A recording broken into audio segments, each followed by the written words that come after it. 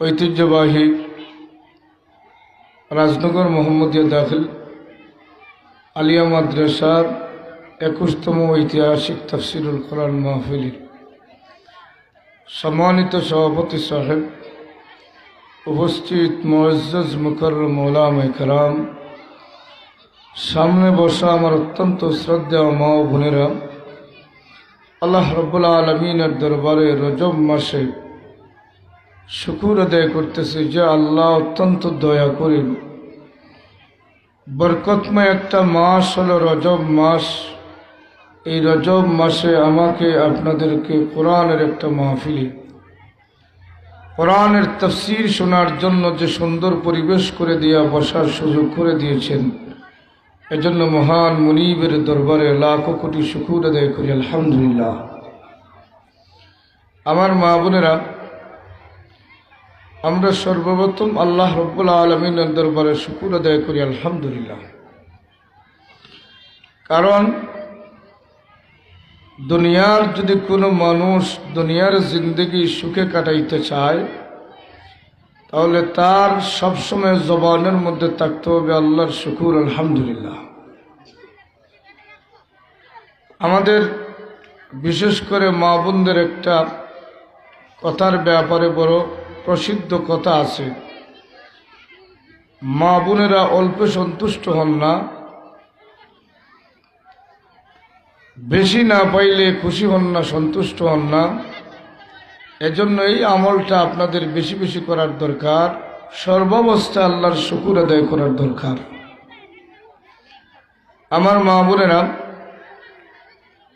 রাসূল করিম সাল্লাল্লাহু আলাইহি ওয়াসাল্লাম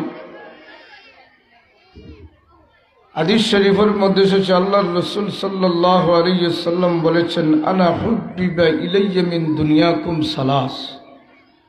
আল্লাহর রাসূল বলেন, আমার কাছে তিনটা জিনিস দুনিয়ার মধ্যে প্রিয় করে দেওয়া হয়েছে, তিনটা জিনিসকে আমি অত্যন্ত ভালোবাসি।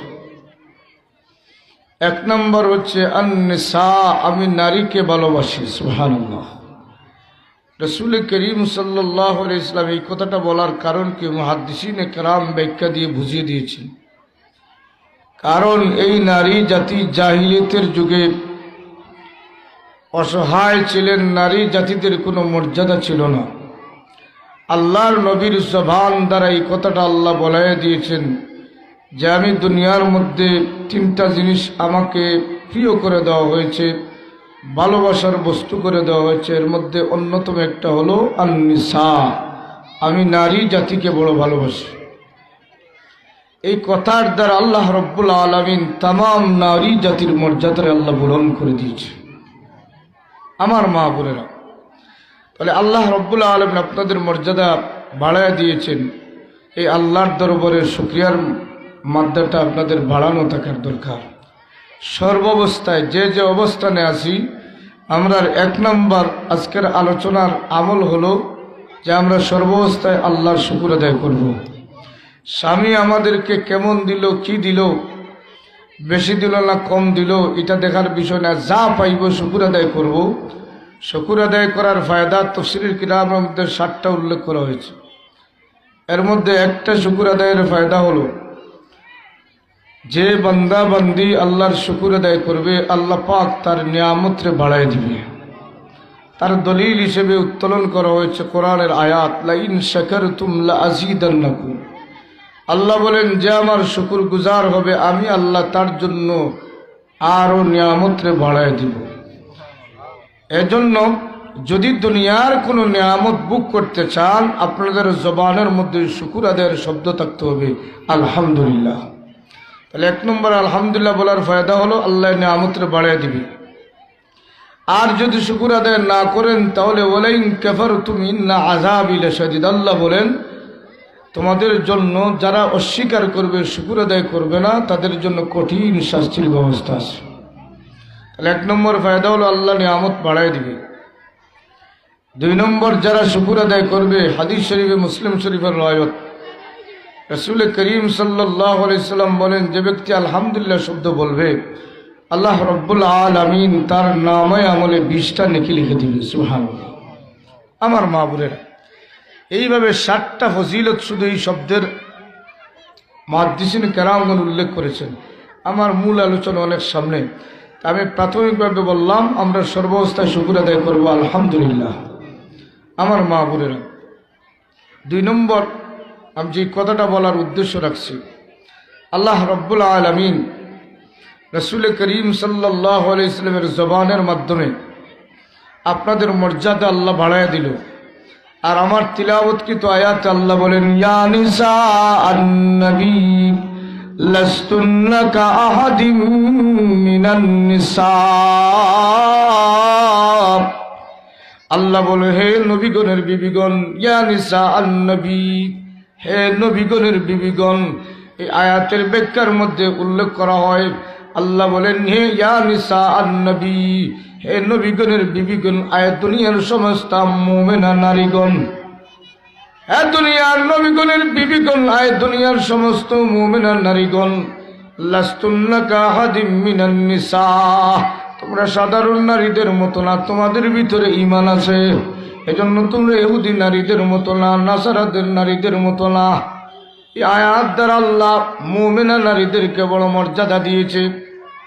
আমার ভাইরা, রাসূল করিম সাল্লাল্লাহু আলাইহি ওয়াসাল্লাম তার জবান দ্বারা সর্বপ্রথম যে কথাটা বললেন, আন-নিসা আনা হুব্বিবা ইলাইয়া মিন দুনিয়াকুম সালাস, আমাকে দুনিয়ার মধ্যে 3টা জিনিস প্রিয় করে তুলে দেওয়া হয়েছে।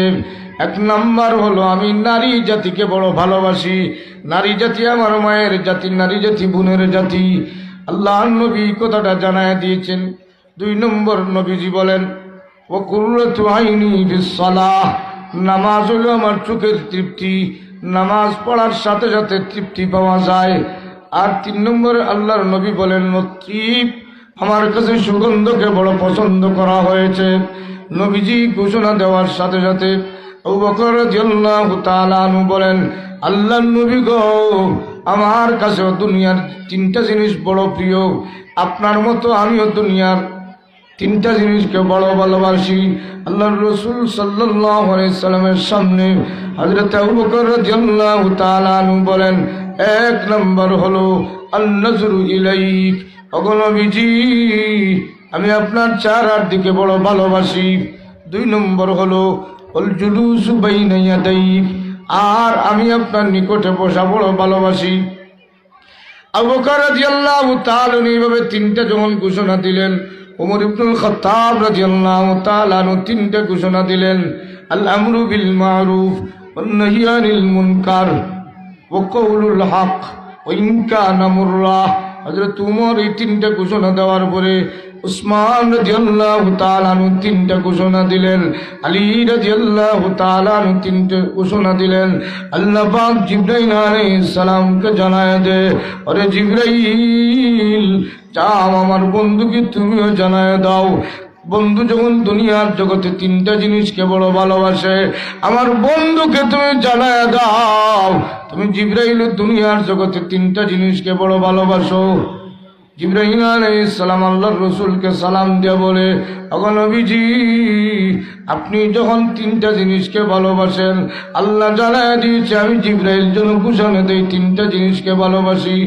1 নম্বর হলো আদাউল আমানা ওয়া তাবলীগুর রিসালাহ ও হুব্বুল মাসাকিন।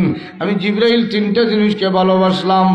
আর ওগো নবীজি, আপনি জেনে রাখো, আমার আল্লাহ জানায় দিয়েছি দুনিয়ার জগতে তিনিও 3টা জিনিসকে বড় ভালোবাসে। 1 নম্বর হলো লিসানুন যাকিরুন, যে জিহ্বা দ্বারা বান্দা বান্দি আল্লাহর জিকির করে। আল্লাহ বলেন, আমার কাছে দুনিয়ার মধ্যে জিহ্বাটা বড় ভালোবাসার। সুবহানাল্লাহ। আমার মা বোনেরা, তাহলে এই কথা দ্বারা একটা কথা মনে রাখবেন, যে জিহ্বা দ্বারা বান্দা বান্দি জিকির করে, আল্লাহর কাছে জিহ্বাটার বড় দাম।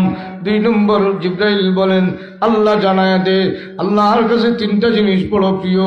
1 নম্বর হলো লিসানুন যাকিরুন, 2 নম্বর হলো কলবুন শাকিরুন, সেই অন্তর দ্বারা বান্দি শুকর আদায় করে। ও আমার মা বোনেরা, যারা বেশি বেশি করে শুকর আদায় করে, আল্লাহ বলেন আমি আল্লাহ ওই বান্দা বান্দির অন্তরকে বড় ভালোবাসি।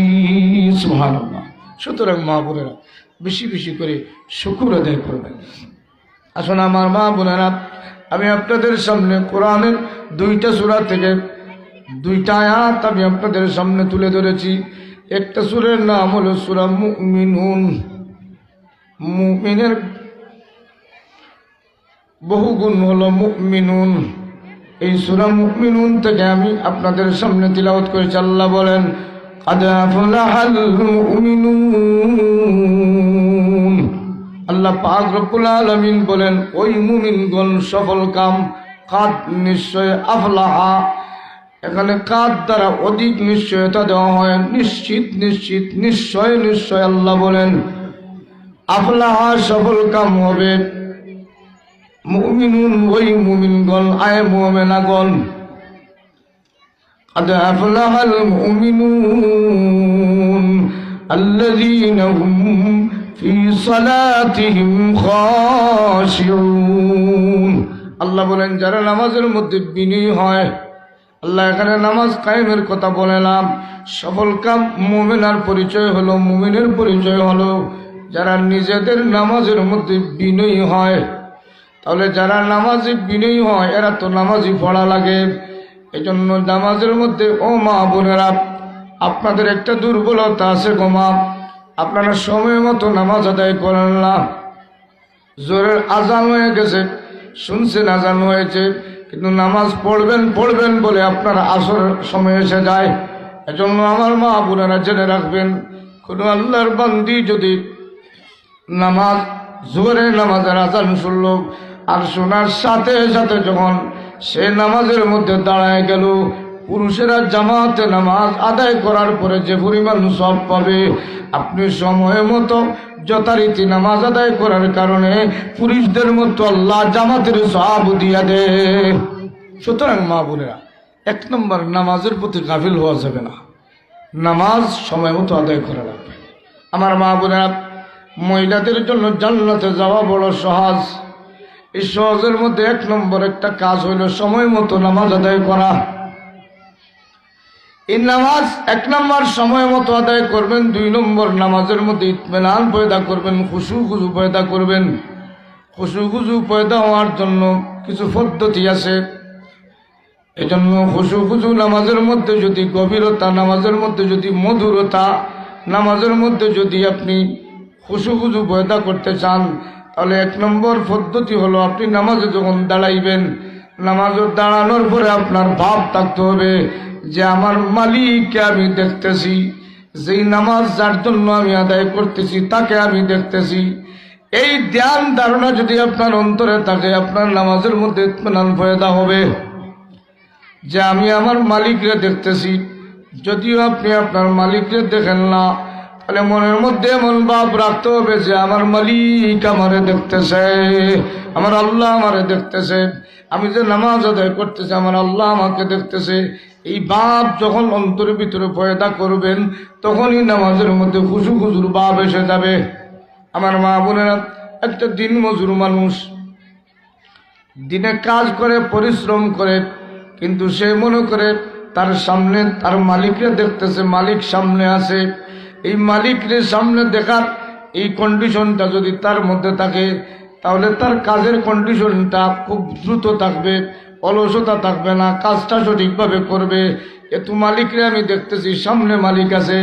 আর যদি তাও না হয়, মালিকরে যদি দেখা যায় না, মালিকে যদি সিসি ক্যামেরা দিয়ে আমার দেখে, মালিক কিন্তু আমার কাছে না, সে অফিস রুমে আছে, সিসি ক্যামেরা আছে। আর আপনার যদি এই ধারণা থাকে যে আমি কাজ করতেছি, আমার মালিক আমারে দেখতেছে, তখন আপনার এই কাজের মধ্যে ধীর স্থিরতা থাকবে, কাজের মধ্যে আপনার ইতমিনান পয়দা হয়ে যাবে। ঠিক তেমনিভাবে আল্লাহর গুলাম যারা, ও আমার মা বোনেরা, আমরা যারা আল্লাহর গুলামি করি, আল্লাহর গুলামির মধ্যে সবচেয়ে বড় গুলামির নাম হইল নামাজ। আল্লাহ পাক রব্বুল আলামিন জানায় দে, এই দুনিয়ার জগতে একটা ইবাদত আছে, যে ইবাদতের নাম হলো নামাজ। আল্লাহ পাক জানায় দেন, ইন্নাস সালাতা তানহা আনিল ফাহশাই ওয়াল মুনকার। আল্লাহ বলেন নিশ্চয় নামাজ গর্হিত অশ্লীল কাজ থেকে মুমিন মুমিনাদেরকে বাঁচায়া দে।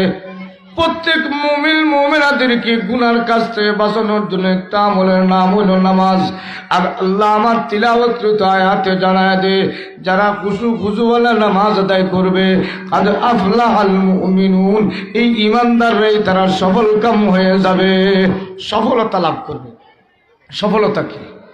এজন্য আল্লাহ আয়াতের শেষাংশে সফলতার একটা জায়গার কথা উল্লেখ করেছে, উলাইকা হুমুল ওয়ারিসুন। আল্লাহ বলেন তারাই ওয়ারিস হবে, মালিক হবে, উত্তরাধিকারী সূত্রে তারা মালিক হবে। আল্লাযীনা ইয়ারিসুনাল ফিরদাউস হুম ফিহা খালিদুন। আল্লাহ বলেন তারাই উত্তরাধিকারী সূত্রে মালিক হবে। কারা? যারা সফল কাম মুমিন হবে। কাদ আফলাহাল মুমিনুন, যারা সফল কাম মুমিন মুমিনা হবে, এরাই উত্তরাধিকারী সূত্রে। তারা উত্তরাধিকারী সূত্র কি? বলে তারা গুরুত্ব সহকারে নামাজ আদায় করে, এটা তাদের উত্তরাধিকারী সূত্র। তারা গুরুত্ব সহকারে আল্লাহর গোলামি করে, খুশুওয়ালা নামাজ পড়ে। আল্লাহ আরো কিছু বিশেষ গুণ সফল কামের চিত্র তুলে ধরে আল্লাহ এরপরে বলেন তারাই জান্নাতুল ফিরদাউসের মালিক হবে।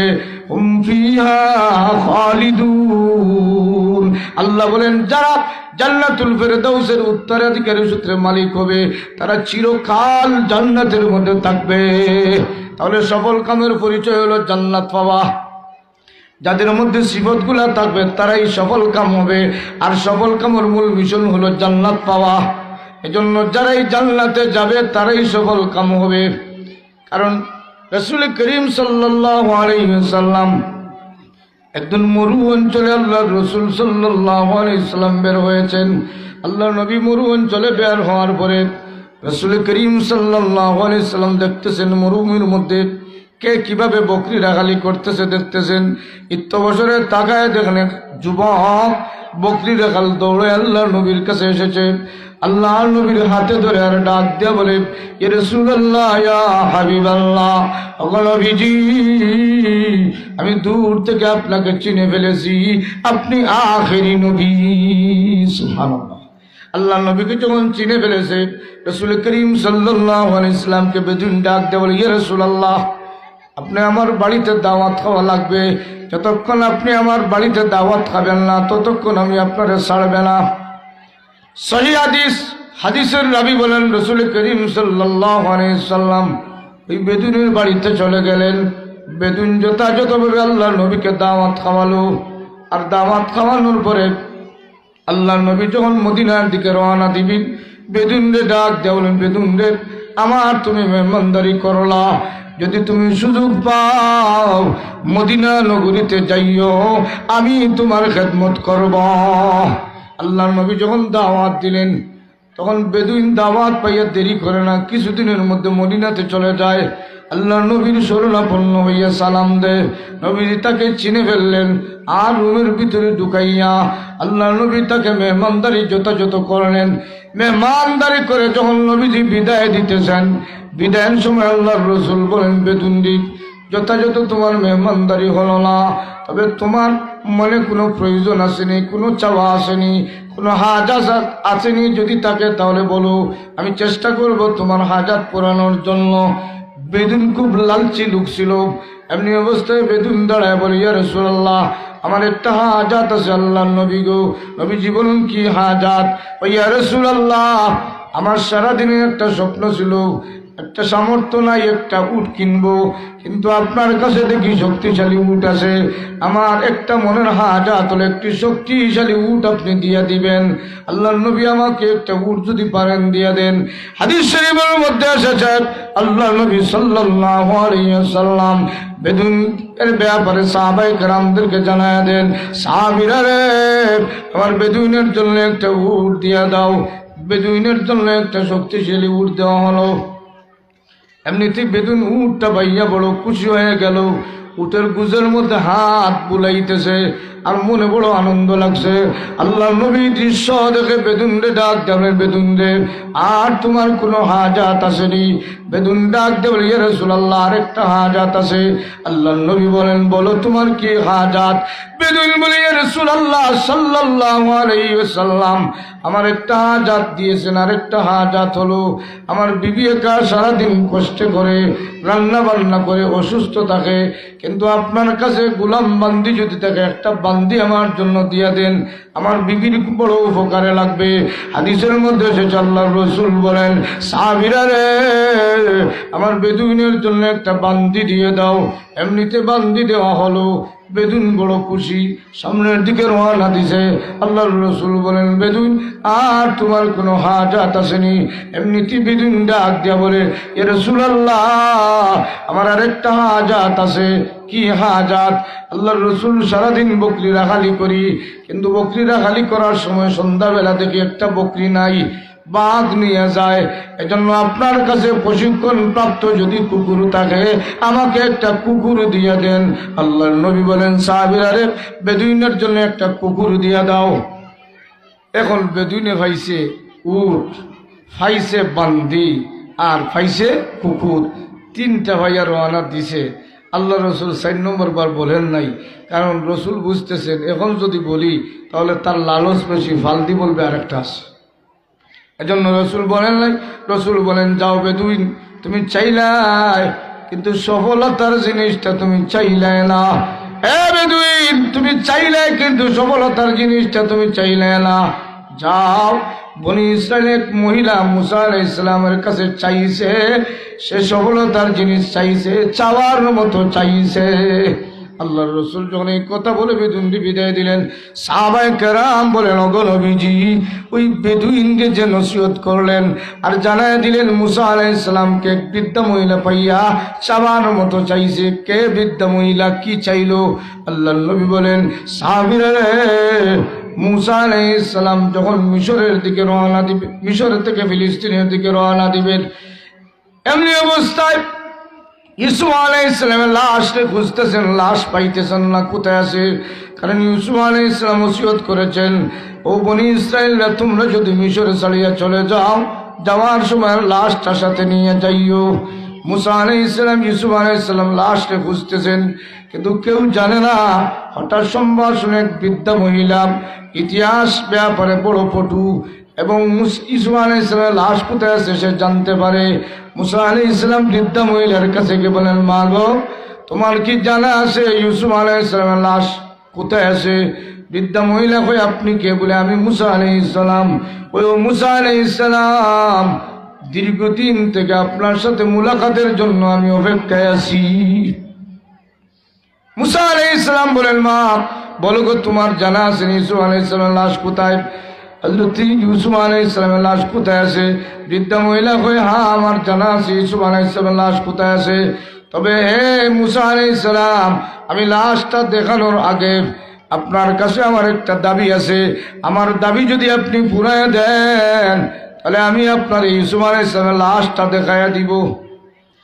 হযরত মুসা আলাইহিস সালাম বলেন, বলো গো মা তোমার কি দরখাস্ত? ওই সময় বৃদ্ধা মহিলা কয়, ও মুসা আলাইহিস সালাম, আমার দরখাস্ত হলো দীর্ঘদিনের একটা স্বপ্ন, এই পৃথিবীতে কোনো সফলতার জায়গা নাই, সফলতার জায়গার নাম হচ্ছে জান্নাত। আমি আপনার সাথে জান্নাতে যেতে চাই। সুবহানাল্লাহ। দেখেন মা বোনেরা, এই বৃদ্ধা মহিলা তার কত বুদ্ধি। ওই সফলতার জায়গা হইল জান্নাত, আমি জান্নাতে যেতে চাই।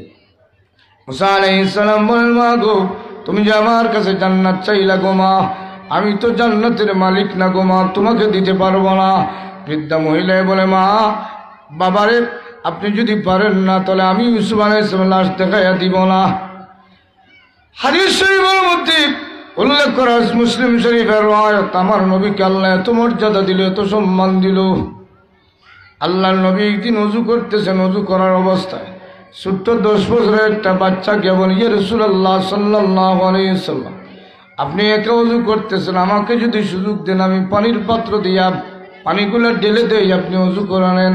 আল্লাহর নবী 10 বছরের বাচ্চা, হাদিসে এসেছে নাম হলো রাবিয়া বিন কাব আসলামী রাদিয়াল্লাহু তাআলা। এই 10 বছরের বাচ্চা যখন এই কথাটা বলল, নবীজির দয়া লাগলো, নবীজি পানির বাটিটা দিয়ে দিলেন। রাবিয়া বিন কাব আসলামী রাদিয়াল্লাহু তাআলা আনহু আল্লাহর নবী কি ওযু করায় দিলেন। ওযু করার পরে নবীজি যখন দাঁড়ায় গেলেন, রাবিয়া বিন কাব আসলামী ছোট্ট বাচ্চা, 10 বছরের বাচ্চা দাঁড়ায় গেল। আল্লাহর নবী বলেন, ও রাবিয়া বিন কাব, তুমি আমারে ওযু করায় দিলে, আমি তোমার কি করতে পারি? তোমার কোনো হাজাত আসেনি? থাকলে বলতে পারো। এমনিতে 10 বছরের বাচ্চা রাবিয়া বিন কাব আসলামী বলেন, ইয়া রাসূলুল্লাহ সাল্লাল্লাহু আলাইহি ওয়াসাল্লাম, আমার কোনো হাজাত নাই, একটা হাজাত আছে। আল্লাহর নবী গো, আমি আপনার সাথে জান্নাতে যেতে চাই। সুবহানাল্লাহ। 10 বছরের বাচ্চা জান্নাত চিনছে কেন? বলে জান্নাতই হইল সফলতা। আল্লাহ বলেন, আদাফুল্লাহাল মুমিনুন, ওই মুমিনগণ সফলতা লাভ করবে, সফল কাম হবে। কিভাবে সফল কাম হবে? পরিশেষে আল্লাহ তার উল্লেখ করে দিয়া বলেন, আল্লাযীনা ইয়ারিসুনাল ফিরদাউসা হুম ফিহা খালিদুন, যারা জান্নাতুল ফেরদাউসের মধ্যে ঢুকবে আর জান্নাতুল ফেরদাউস যাদের মেহমানদারির জন্য থাকবে, তারাই সফল হবে। আর নবীজি এই বাচ্চার কথার দিকে ইঙ্গিত করে রাসূল সাল্লাল্লাহু আলাইহি সাল্লাম এই বাচ্চার কথাটা শুনে বড় আনন্দিত হয়ে গেলেন। আল্লাহর নবী ঘোষণা দিয়া বলেন, ও রাবিয়া বিন কাব আসলামী, আমি তোমারে কথা দিলাম, তুমি আমার সাথে জান্নাতে যাবে। সুবহানাল্লাহ। আমার মা বোনেরা, 10 বছরের বাচ্চা, আমার বড় ছেলে, অনেক সময় আমি বলি, আমার বড় ছেলে 17 বছর, এবার দাখিল পরীক্ষার্থী, হাফেজও। এই বাচ্চার ভালো বুঝ হয়েছে, এবার হাফেজও আছে, কিন্তু সে জান্নাত, এই জান্নাতের লোভ তার অন্তরে নাই। তারে যদি জিজ্ঞাসা করি, বাবা তোমার কি মনে হাজত আছে নি? বাবা হাজত আছে। বলে, বলো কি হাজত? 1 নম্বর হাজত যেটা বলবে, হুন্ডার দিয়ে দাও। এটা দিয়ে দাও, হুন্ডার দিয়ে দাও। কারণ তার মনের আশা হইল হুন্ডার তার জীবনের ভালোবাসা, ঠিক কিনা বলে? আমার মা বোনেরা, কিন্তু সাহাবায়ে কেরামদের ইতিহাস দেখেন, তার বাচ্চাদের ইতিহাস, সাহাবায়ে কেরামদের সন্তানদের ইতিহাস দেখেন। জান্নাত হইল সফলতার জায়গা। আল্লাহ বলেন, কাদ আফলাহাল মুমিনুন, ওই মুমিনরা, ওই নারীরাই সফল কাম হবে। আল্লাযীনা হুম ফি সালাতিহিম খাশিউন, যারা নিজেদের নামাজের মধ্যে বিনয়ী হবে। তাহলে আমার মা বোন, 1 নম্বর আমল হইল আমরা নিজ নামাজ পড়বো, সময় মতো নামাজ পড়বো, খুশুওয়ালা নামাজ পড়বো। খুশু নামাজ হইতে হলে 12টা ব্যাখ্যা মুফাসসিরিন কেরাম উল্লেখ করেন। ওই নামাজ খুশুওয়ালা নামাজ হবে। এর ব্যাখ্যার মধ্যে 1 নম্বর ব্যাখ্যা হলো, মনের মধ্যে এমন ভাব থাকতে হবে যে আমার আল্লাহ, আমি যার গোলামি করতেছি, যার কর্ম করতেছি, তিনি আমাকে দেখতেছেন। যদিও আমি দেখতেছি না, কিন্তু সিসি ক্যামেরার মাধ্যমে, দুনিয়ার সিস্টেম অনুযায়ী সিসি ক্যামেরা দিয়ে দেখা যায় আমার আল্লাহ গোটা দুনিয়া তার সিসি ক্যামেরার ভিতরে, আল্লাহর ক্যাপচারের ভিতরে, আল্লাহ সব দেখতে পারেন। এজন্য আল্লাহ আমার এই আমলগুলা দেখতেছেন। এমন ভাব আসলে খুশু পয়দা হবে। 2 নম্বর খুশুর পয়দা করতে হইলে নামাজের ফরজিয়তগুলা জানা লাগবে, নামাজের ওয়াজিবাতগুলা জানা লাগবে, নামাজের সুন্নতগুলা জানা লাগবে। এইভাবে যদি পুঙ্খানুপুঙ্খ রূপে যদি নামাজ সঠিকভাবে, নামাজের ফরজিয়ত, ওয়াজিবাত আর সুন্নতগুলো জানিয়া কোন জায়গায় কিভাবে আমল করা লাগে সব বিশুদ্ধভাবে জানিয়া খুশু দিয়া যদি নামাজ পড়েন, আপনার এই নামাজ আপনাকে জান্নাতুল ফেরদাউসের মেহমান বানাইয়া দিবে। সুবহানাল্লাহ। আমার মা বোনেরা, 2 নম্বর আল্লাহ বলেন, ওয়াল্লাযীনা হুম আনিল লাগwi মুরিদুন। আল্লাহ 2 নম্বর নারী জাতির জিহ্বা আর পুরুষের জিহ্বার ব্যাপারে আল্লাহ কন্ট্রোলিংয়ের একটা নির্দেশ দিয়েছেন। যারা অনর্থক কথাবার্তা পরিহার করে, ও আমার মা বোনেরা, পুরুষ হোক অথবা নারী হোক, আমরা জিহ্বারে অনর্থক কথাবার্তার মধ্যে লিপ্ত করে দেই। জিহ্বা দিয়া যত কথা বলবো, তত আমাদের কথার মধ্যে অনেক ফাহেসাত কথা বের হবে। এজন্য এই জিহ্বারে ফাহেসাত থেকে বিরত রাখার জন্য আপনারা জিহ্বারে কাজে লাগাইবেন জিকিরের মাধ্যমে। কিসের মাধ্যমে? জিকিরের মাধ্যমে জিহ্বারে কাজে লাগাইবেন। আমার আল্লাহ রব্বুল আলামিন এই জিকিরের ব্যাপারে জানায় দে, এই দুনিয়ার জগতে প্রত্যেক মানুষের অন্তর, মুমিনার অন্তর যদি বিশুদ্ধ করা লাগে, এই অন্তরের মধ্যে ময়লা আছে, এই ময়লার বিশুদ্ধকরণের জন্য মেডিসিন আছে। দুনিয়ার কোনো জিনিসে ময়লা লাগলে, কাপড়ের মধ্যে ময়লা লাগলে কামাল সাবান আছে, বল সাবান আছে, তিব্বত পাউডার আছে, বিভিন্ন ধরনের মেডিসিন আছে। কিন্তু মানুষের কলবের মধ্যে, অন্তরের মধ্যে যখন ময়লা লাগে, তারও বিশুদ্ধকরণের আল্লাহ মেডিসিন দিয়েছে। আল্লাহ বলেন কদ আফলাহা মান তাযাক্কা। এই আয়াতের মধ্যে আল্লাহ বলেন কদ আফলাহা, সে সফল কাম হবে। মান তাযাক্কা, মান হলো মানে শর্তিয়া। আল্লাহ ইমানের শর্তের জন্য ব্যবহার করে কয়ে যে তার অন্তরের বিশুদ্ধ করবে সেই মানুষটাই সফল কাম হবে। আয়াত আল্লাহ বলেন। এখন বিশুদ্ধকরণ কিভাবে করবে আল্লাহ তার মেডিসিন পদ্ধতি বাতায় দিয়া বলেন ওয়া যাকারা ইসমা রাব্বিহি। আল্লাহর বান্দি, তোমার অন্তরের বিশুদ্ধকরণের এক নম্বর মেডিসিন হলো, আল্লাহ বলেন তোমার রবের নামের জিকিরের মাধ্যমে অন্তর বিশুদ্ধ হয়ে যাবে। সুবহানাল্লাহ। অন্তরে বিশুদ্ধ করার ট্যাবলেট হইল আল্লাহর পাতায়া দেওয়া ট্যাবলেট, মেডিসিন হলো রবের নামের জিকির। জিহ্বা দিয়ে যত জিকির করবেন তখন তত অন্তর বিশুদ্ধ হয়, মানুষের অন্তর পরিষ্কার হয়। এজন্য অন্তরের পরিষ্কার করার জন্য এর একটা মেডিসিন পদ্ধতি হইল জিহ্বা দিয়া রবের নামের জিকির। এজন্য আল্লাহ বলেন قد أفلح المؤمنون الذين هم في صلاتهم خاشعون। সফলতার একটা আমল হইল খুশুখুশুওয়ালা নামাজ। আর আমার এই আয়াতে আল্লাহ বলেন ওয়া যাকারা ইসমা রাব্বিহি ফাসাল্লা। এক নম্বর অন্তরের বিশুদ্ধ করার মেডিসিন হলো রবের নামের জিকির। আর দুই নম্বর মানুষের অন্তর বিশুদ্ধ করার আমল হইল রবের নামের নামাজ। সুবহানাল্লাহ। নামাজ বান দিয়ে পড়লে অন্তর বিশুদ্ধ হয়, রবের নামের জিকির করলে অন্তর বিশুদ্ধ হয়। তাহলে দুইটা জিনিস বিশুদ্ধকরণের মেডিসিন হইলাম। একটা হইল খুশুওয়ালা নামাজ, দুই নম্বর হইল রবের নামের জিকির। এই জিহ্বারে যদি কেউ কন্ট্রোল করতে চায় তাহলে জিহ্বারে সবসময় জিকিরের মধ্যে লাগায় থাকবেন। আমার মা বোনেরা, সবচেয়ে বড় বুদ্ধিমান হলো কম কথা বলা। যত বড় বুদ্ধিমান, যত বড় বেশি, যত বড় ইলমওয়ালা, যত বড় জ্ঞানী, এদের কথা কম, তারা কথা বেশি বলে না। কারণ বেশি বললে বেশির মধ্যে ভুলের অংশটা বেশি থাকে। এজন্য এক আকলমন্দ বলেছেন, যদি যত বড় বিজ্ঞ মানুষ আছে এদের কাছে যদি তোমার বিজ্ঞতা দেখাইতে হয় তাহলে তুমি চুপ থাকো। কি থাকো? চুপ থাকো। কারণ বিজ্ঞ মানুষের কাছে তোমার কথা বলার সাথে সাথে তোমার বিজ্ঞতার পরিচয় বের হয়ে যাবে। কারণ মানুষ তার কথার মধ্যে ফুটে উঠে, মানুষ তার জিহ্বার মধ্যে ফুটে উঠে। এই জিহ্বা দিয়ে বুঝতে পারবেন তার ভিতরে অহংকার আছে না নাই। অহংকার বুঝতে হইলে জিহ্বা দ্বারা বুঝবেন, কথার দ্বারা বুঝবেন। প্রত্যেকটা কথার মধ্যে তার অহংকারী ভাব থাকবে। কি থাকবে? এই জন্য জিহ্বা দ্বারা বুঝবেন তার নেফাক আছে না। জিহ্বা দিয়ে যখন মুনাফিকি করবেন অর্থাৎ তখন বুঝবেন তার অন্তরে নেফাক আছে না নাই। এজন্য জিহ্বার উপরে বড় দায়ভার আছে। আমার মা বোনেরা, সামনে রমজান মাস, জিহ্বারে কন্ট্রোল করেন। রমজান মাসের রোজারে যদি পরিপূর্ণ সওয়াবে রূপান্তরিত করতে চান তাহলে তার মধ্যে অন্যতম করণীয় হলো জিহ্বারে কন্ট্রোল রাখা। ও মা বোনেরা, রমজানের সারাদিন রোজা রাখবেন আর জিহ্বারে যদি গীবতের মধ্যে লাগায় দেন, হাদিস শরীফের মধ্যে এসেছে রোজার ফরজিয়ত আদায় হবে কিন্তু রোজার পরিপূর্ণ সওয়াব পাওয়া যাবে না। এজন্য সামনে রমজান মাস, মা বোনেরা জিহ্বারে কন্ট্রোল রাখবেন। এই জিহ্বার মধ্যে জিকির আর ফিকিরের মধ্যে জিহ্বার রাখবেন। জিকির যদি জিহ্বার মধ্যে চালু রাখেন, আল্লাহ পাক রব্বুল আলামিন রাসূল করিম সাল্লাল্লাহু আলাইহি সাল্লাম রে জিবরাইলের মাধ্যমে জানায় দেয়, এই নবী, এই জিবরাইল আমার বন্ধুকে জানায় দাও আমি দুনিয়ার জগতে তিনটা জিনিসকে ভালোবাসি। এর মধ্যে একটা হলো কালবুন শাকিরুন, আমি যেই অন্তর দ্বারা বান্দা বান্দি শুকর করে আমি আল্লাহই শুকরকারী অন্তরে ভালোবাসি। ওয়া লিসানুন যাকিরুন, আল্লাহর নবীকে আল্লাহ জানায় দেয় জিবরাইলের মাধ্যমে, জিবরাইল যেই জিহ্বা দ্বারা আমার বান্দা বান্দি আমার জিকির করে রে আমি আল্লাহ জানায় দিই দুনিয়ার মধ্যে জিহ্বারে বড় ভালোবাসি। সুবহানাল্লাহ।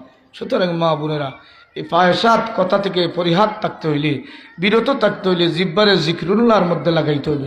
এখন জিকির কি করবেন আমার মা বোনেরা? আফজল সবচেয়ে উত্তম জিকির হলো কোরআন তিলাওয়াত। কি তিলাওয়াত?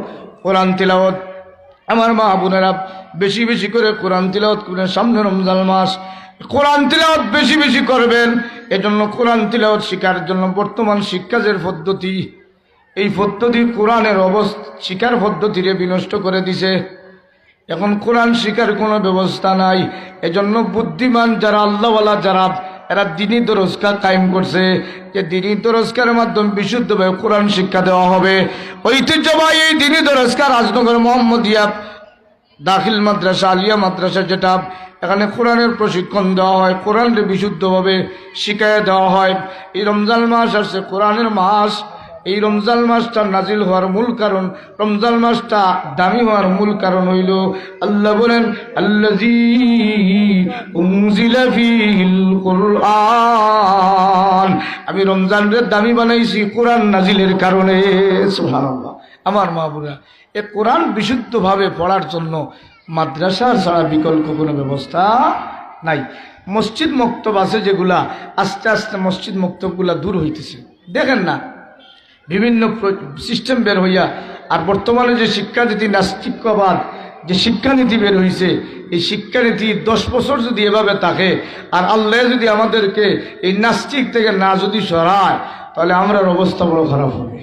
মনে রাখবেন, শিক্ষানীতির কারণে 10 বছরের মাধ্যমে ইসলামী ব্যবস্থা পরিবর্তন হয়ে যাবে। মানুষ ইসলাম সম্পর্কে, ইসলাম শুনবে আসে। যেমনভাবে আমি দুবাইতে গিয়েছিলাম, তখন আমার এক ভাই বলতেছে, হুজুর আমি বিয়ে করেছি রাশিয়ার মহিলা। বললাম ভালো করছেন, রাশিয়ার মুসলিম? বলে হ্যাঁ। তখন আরেকটা লোক হয়, হুজুর মুসলিম আছে কিন্তু নামে মুসলিম। কিভাবে মুসলিম? নামে মুসলিম। জিজ্ঞাসা করলে কিভাবে? তখন বলতেছে যে ওনার শাশুড়িরে বলতেছি যে আপনারা মুসলিম? বলে হ্যাঁ মুসলিম। বলে আপনাদের কাপড় পরিধানের ব্যবস্থা, অবস্থানের দিক দিয়ে বোঝা যায় আপনারা মুসলিম না, কিভাবে মুসলিম হইলেন? তখন ওই ভদ্র মহিলা বলতেছে, আমার বাপদাদা গল্প করছে আমি মুসলিম, আমরা মুসলিম, এই গল্পের মুসলিমে আমরা আছি, কিন্তু আর কোনো মুসলিম নাই। এই যে শিক্ষানীতি নাস্তিকরা তৈরি করছে, এই শিক্ষানীতি যদি থাকে, আর মাদ্রাসার যদি শিক্ষানীতি ব্যবহার আপনারা না করেন, 10 বছরের ভিতরে মানুষ ইসলাম মুখে থাকবে, কাজে কর্মে কোনো ইসলাম থাকবে না। ঠিক কিনা বলেন? এজন্য আমার মা বোনেরা, দিনী দরজকার দিকে আপনার বাচ্চাগুলোদেরকে মাইল করে দেন, বাচ্চাদেরকে পাঠায় দেন। যদি কলিজার টুকরা সন্তান যদি মাদ্রাসায় পাঠান, আপনার 10টা উপকার হবে। আমার মা বোনের 1 নম্বর উপকার হলো, এই দুনিয়ার জগতে যদি আপনার সন্তানরা আলেম বানান, ইসলামী শিক্ষায় শিক্ষিত করেন, তাহলে আপনার সন্তান 1 নম্বর হলো আপনার জানাজার নামাজ পড়ানোর অধিকার পাওয়া যাবে। আমার মা বোনেরা, আপনার সন্তান আপনার জানাজার নামাজ পড়াবে, কবরের কাছে গিয়ে আপনার জন্য মাগফিরাতের দোয়া করবে। আমার মা বোনেরা, এই সন্তানের কাছ থেকে আপনি দুর্ব্যবহার পাবেন না, সন্তানের কাছ থেকে দুর্ব্যবহার পাবেন না। তাকায় দেখেন, যত বাচ্চা মাদ্রাসার ইলম অর্জন করছে, কোরআন হাদিসের জ্ঞান নিছে, তাদের ইতিহাস খুঁজে দেখেন, এরা মা বাবার সাথে কখনো বেফরদামি করে না, মা বাবার সাথে দুর্ব্যবহার করে না। অন্য ইতিহাস খুঁজে দেখেন এদের অবস্থা কি। এজন্য আপনার যদি দুনিয়ার জগৎটা সুখের বানাইতে চান, পরকালীন জগৎটা যদি সুখের বানাইতে চান, বাচ্চারে মাদ্রাসায় পড়ায়া ইসলামের শিক্ষায় শিক্ষিত বানায়া যান। ও আমার মা বোনেরা, আল্লাহ রাব্বুল আলামিন বলেন, ওয়াল্লাযীনা হুম আনিল লাগwi মুরিদুন, যারা অনর্থক কথা এবং কাজগুলা পরিহার করে। এখন অনর্থক কথা, অশ্লীল কথা থেকে জিহ্বারে কন্ট্রোল রাখার জন্য তাসবিহাত আছে, তাসবিহাত আছে। যদি সবচেয়ে বড় জিকির হলো কোরআনের তিলাওয়াত। যারা পারেন কোরআন তিলাওয়াত শিখেন, আর যদি না পারেন তাহলে তাসবিহাত আছে, সুবহানাল্লাহ, আলহামদুলিল্লাহ, লা ইলাহা ইল্লাল্লাহ, আল্লাহু আকবার। এই কালেমাগুলা বুখারী শরীফের রায়াত, সবচেয়ে উত্তম কালেমায় 4টা কালেমা। এই 4টা কালেমা সবচেয়ে দামি কালেমা, সুবহানাল্লাহ, আলহামদুলিল্লাহ, লা ইলাহা ইল্লাল্লাহ, আল্লাহু আকবার। এইগুলা তসবিহগুলা আপনারা দাইমি আমল করেন, জিহ্বাও কাজে লাগলো, তসবির বিনিময়ে আল্লাহর রহমত নাজিল হলো। 2 নম্বর, আপনারা বেশি বেশি করে নবীজির উপরে দুরূদ পড়বেন, নবীজির উপরে দুরূদের মাত্রা বাড়ায় দিবেন। কারণ নবীজির উপরে দুরূদ যদি বেশি পড়বেন, ঘরের মধ্যে বাড়ির মধ্যে আল্লাহ তত বেশি শান্তি দিবে। আল্লাহর রাসূল বলেন, মান সাল্লা আলাইয়া ওয়াহিদাতান সাল্লাল্লাহু আলাইহি আশরা। আল্লাহর রাসূল বলেন, যে কেউ একবার আমার উপরে দুরূদ পড়বে, আল্লাহ তার উপরে 10 বার রহমত নাজিল করবে। সুবহানাল্লাহ। তাহলে যে বাড়িতে, যে ঘরের মধ্যে রহমত নাজিল হয়, এই ঘরের মধ্যে অশান্তি দূর হয়। আপনারা নবীর উপর বেশি বেশি করে দুরূদ পড়বেন। 3 নম্বর হলো বেশি বেশি করে ইস্তেগফার করবেন। জিহ্বারে কাজে লাগানোর জন্য বেশি বেশি করে ইস্তেগফার করেন। ইস্তেগফারের বিনিময়ে আপনার দুনিয়াবি হাইসিয়তে 5টা ফায়দা হবে। কোন আল্লাহর বান্দা যদি সবসময় ইস্তেগফারের মধ্যে লেগে থাকে, ইস্তেগফার করে, তাহলে তার দুনিয়াবি হাইসিয়তে 5টা ফায়দা হবে। 1 নম্বর ফায়দা হবে, যারা ইস্তেগফার করে আল্লাহ পাক রব্বুল আলামিন ইস্তেগফারকারীদেরকে চাইবার আগে খাদ্য রেডি দিয়া দে। সুবহানাল্লাহ। আমার মা বোনেরা, এজন্য বেশি বেশি করে ইস্তেগফার করবেন। আল্লাহ পাক যেন আমরা তৌফিক দিয়ে জুড়ে বলেন আমিন। আমার মা বোনেরা, এরপরে আল্লাহ পাক রব্বুল আলামিন বলেন, ওয়াল্লাযীনা হুম লিয-যাকাতি ফাইলুন। যারা নিজের যাকাত বিলিয়ে দে, যাকাত দিয়া দে। আমার মা বোনের, এই যাকাত হইল মালের বিশুদ্ধকরণের মেডিসিন। মানুষরা আল্লাহ যত মাল দিছে, এই মালকে যখন আল্লাহর রাস্তায় বিলাইয়া দে, তখন এই মালগুলার মধ্যে তার মালগুলা পবিত্র হয়। আর মালগুলার দেওয়ার উসিলায় আল্লাহ পাক এই মা বোনদেরকে সব ধরনের বিপদ থেকে বাঁচাইয়া দেয়।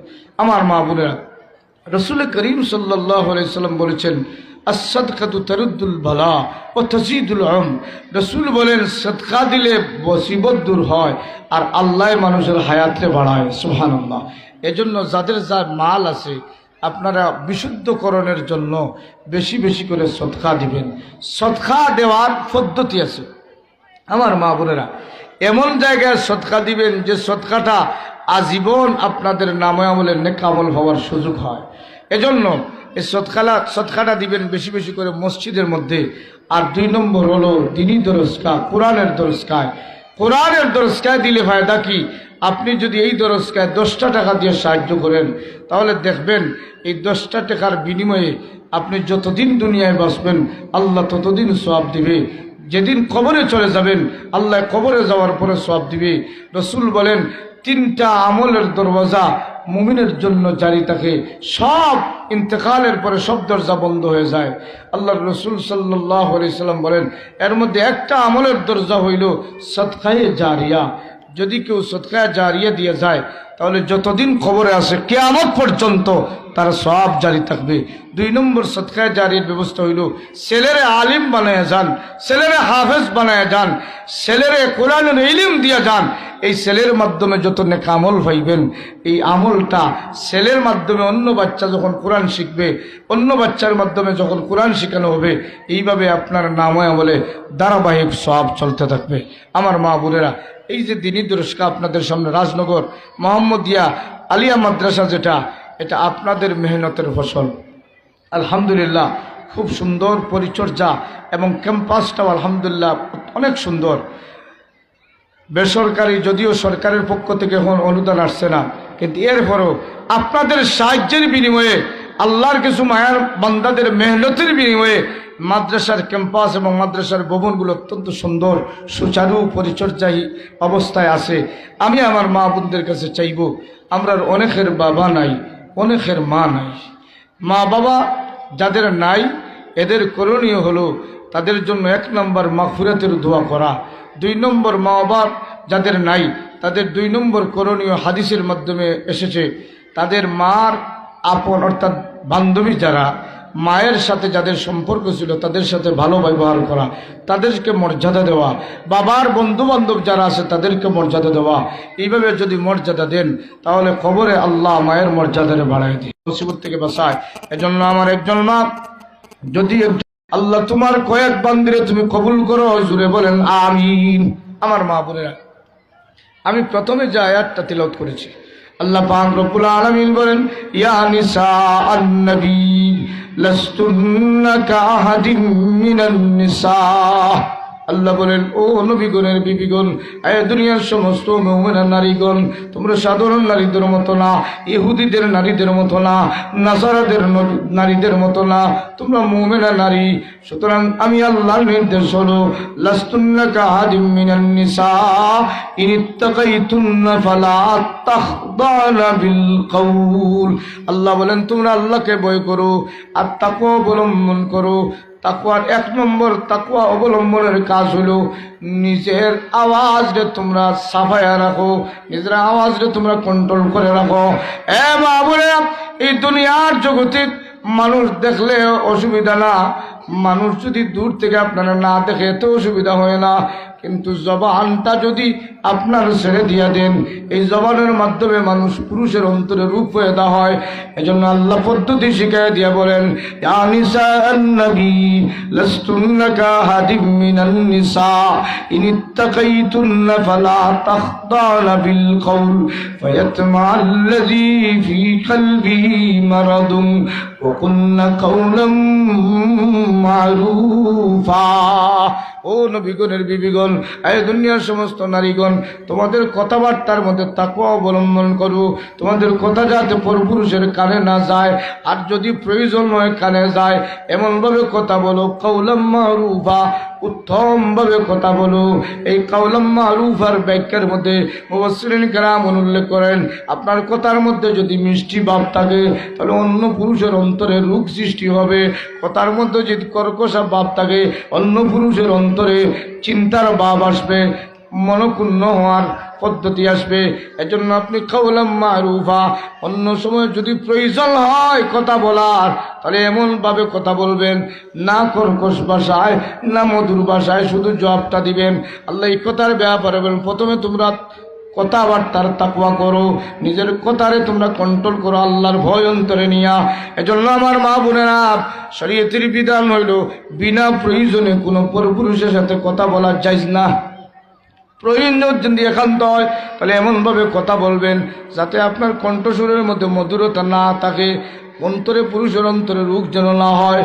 যেমন উদাহরণ দিয়ে বুঝবেন, কোনো ব্যক্তি যদি আমারে ফোন দেয় যে কাকির হুজুরের প্রয়োজন, আর ঘটনাক্রমে আমি বাথরুমে থাকলাম কিন্তু বিবি টেলিফোনের মধ্যে ধরছে, এমনিতে যদি মিষ্টি সুরে জবাব দেওয়া হয় যে আপনি কাকে চাচ্ছেন, কাকে প্রয়োজন হইয়া, এটা যদি মিষ্টি সুর দিয়া যদি কথা বলে, তাহলে যেই লোকটা আমাকে টেলিফোন করার জন্য খুঁজতেছে, তখন সেই লোকটার মনে আসবে, বাবারে হুজুরের আওয়াজে যেমন মজা, তার পরিবার বিবির আওয়াজও তেমন মজা, বিবির আওয়াজও তেমন মজা। এই কথাটা তার অন্তরের মধ্যে দাগ কাটবে। এই জন্য আপনি আপনার কথাটার মধ্যে কাওলাম মারুফা, উত্তম বাক্য হলো এমনভাবে কথা বলবেন যাতে তার অন্তরে রোগ পয়দা না হয়। আবার আপনি যদি এমনভাবে কর্কশ হয়ে যান, যদি কাকুরি হুজুর কোথায় আছেন আপনি বলেন আমি জানি না, উনি বাথরুমে আছেন, যদি এমন কর্কশ ভাষায় কথা বলেন, তাহলে লোকের ওই লোকটা চিন্তা করবে কাকুর হুজুর বয়ানে যেমন মজা, কিন্তু বিবির বাসায় বড় কর্কশতা পাইছি, এই মহিলা নিয়ে কিভাবে চলতেছেন, ঠিক কিনা বলেন? অন্যটা রূপ হয়ে যাবে। আল্লাহ বলেন কাওলাম মারুফা, উত্তম বাক্যে কথা বলো রে। ও আমার মা বলে, 1 নম্বর পর্দা হলো কথার পর্দা। পরপুরুষের সাথে কথা বলা যাবে না বিনা প্রয়োজনে। একান্ত যদি প্রয়োজন হয় আর কথা যদি বলাই লাগে, তাহলে আপনারা এমনভাবে বলবেন যাতে মিষ্টি না হয়, কর্কশ না হয়। আমার মা বোনের, তাহলে পর্দার দিক দিয়ে এইভাবে আপনারা কথাবার্তার লক্ষ্য রাখবেন। 2 নম্বর, আল্লাহ রাব্বুল আলামিন এই দুনিয়ার জগতের নারী জাতিদেরকে সম্মান দিছে। এই নারী জাতির সম্মানের একটা বাহন হইল বডির প্রতি পর্দা। যে নারী যত বডিরে পরপুরুষ থেকে লুকায় রাখবে, আল্লাহ পাকের কাছে এই নারীর দাম বেশি, আর তাম দুনিয়ার মানুষের কাছেও নারীর দাম বেশি। দেখবেন সময় এলে আপনার দাম কত বাড়ে। এজন্য এই দুনিয়ার জগতে যারা বেপরদামি চলাফেরা করে, কিয়ামতের একটা অন্যতম লক্ষণ হলো এই পৃথিবীর নারীরা যখন বেপরদায় চলবে তখন মনে করবে কিয়ামত আসতেছে। কিয়ামত দেরি করবে না, কারণ পৃথিবীর ভারসাম্য থাকার জন্য নারীদের পর্দা আল্লাহ দিয়েছে। যখন নারীরা পর্দাহীন হয়ে যাবে কিয়ামত দেরি হবে না, কিয়ামত এসে যাবে। এজন্য আমার মা বোনেরা, যদি পর্দার সাথে জীবন যাপন করেন তাহলে আপনাদের ফায়দা হবে তিনটা। এক নম্বর ফায়দা হলো দুনিয়াতে আল্লাহ পাক সম্মানের সাথে রাখবেন। দুই নম্বর ফায়দা হলো আপনার গর্ভ থেকে যে আল্লাহ সন্তান দিবেন, পর্দাওয়ালা মার গর্ভ থেকে আল্লাহ যে সন্তান দিবে, এই সন্তানটা আলিম হওয়ার জন্য সুন্দর উপযুক্ত ব্যবস্থা পাবে, এই সন্তানটা আলিম হওয়ার জন্য সহজ হবে, এই সন্তানটা আল্লাহওয়ালা হবে। কিন্তু যদি আপনি পর্দার সাথে না থাকেন তাহলে আপনার সন্তানটা নাস্তিক হওয়ার সম্ভাবনা থাকবে। এজন্য পর্দার সাথে আপনার জীবন পরিচালনা করবেন। এই সব আলোচনা যে আমরা শুনলাম, আলোচনা শোনার একটা পরিবেশ যে একটা দিনই দরজকার মাধ্যমে হলো, এই দরজকারের কিয়ামত পর্যন্ত কায়েম রাখতাম।